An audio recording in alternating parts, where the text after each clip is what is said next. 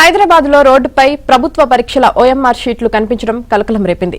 PVNR express way సమీపంలో రోడ్డుపై వేల సంఖ్యలో ఓఎంఆర్ షీట్లు గుర్తించారు. దీంతో టీజీపీఎస్సీ భద్రతా ప్రమాణాలపై విమర్శలు వస్తున్నాయి. 2018లో నిర్వహించిన పరీక్షలకు సంబంధించినవిగా వీటిని గుర్తించారు. నిబంధనల ప్రకారం నియామక ప్రక్రియ పూర్తయిన తర్వాత ఓఎంఆర్ షీట్లను చిన్న చిన్న ముక్కలుగా చేసి రీసైక్లింగ్ కు పంపించాలి. అయితే ఆ ప్రక్రియలో నిర్లక్ష్యం జరిగిందా లేక రవాణా సమయంలో బయటకు వచ్చాయా అనే దానిపై పోలీసులు దర్యాప్తు చేస్తున్నారు.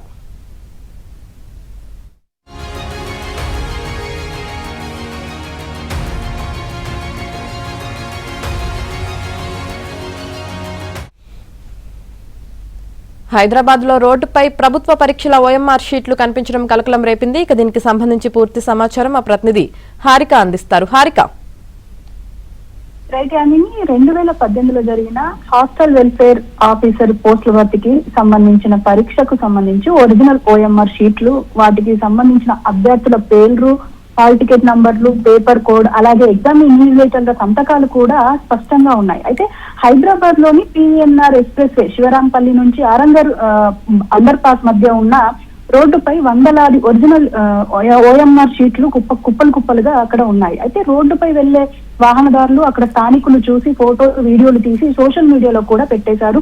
అదే విధంగా ఇటు సమాచారం అందుకున్న పోలీసులు అక్కడికక్కడే చేరుకొని ఇటు పేపర్లను స్వాధీనం కూడా చేసుకున్నారు. అయితే ప్రభుత్వ పరీక్షలు ముగిసి ఫలితాలు వచ్చి ప్రక్రియ అంతం పూర్తయిన తర్వాత ఓఎంఆర్ షీట్లను రీసైక్లింగ్ కి పంపించాల్సి ఉంటుంది, చిన్న చిన్న ముక్కలుగా చేసి. మరి ఎవరికి ఎలాంటి సమాచారం దొరకకుండా స్క్రాప్ కూడా వేయాలి. మరి అలాంటిది టీజీపీఎస్సీ అధికారులు నిబంధనలు పాటించకుండా ఆ ఓఎంఆర్ షీట్లను ముక్కలు చేయకుండా అలాగే ఉన్నట్లుగా రీసైక్లింగ్ కోసం విజయవాడకు పంపించడం, అందులో భాగంగానే రోడ్డుపై ఒక సంచి పడిపోవడంతో దీని వల్ల అభ్యర్థుల వ్యక్తిగత సమాచారంతో పాటు ఇటు రోడ్డు పాలు కావడంతో టీజీపీఎస్సీ అధికారుల వైఫల్యం మీద అభ్యర్థులు తీవ్ర ఆగ్రహం అయితే వ్యక్తం చేస్తున్నారని చెప్పాలి.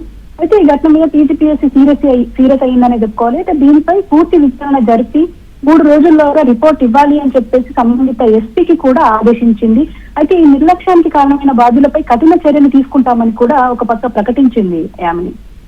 Right, thank you Harika.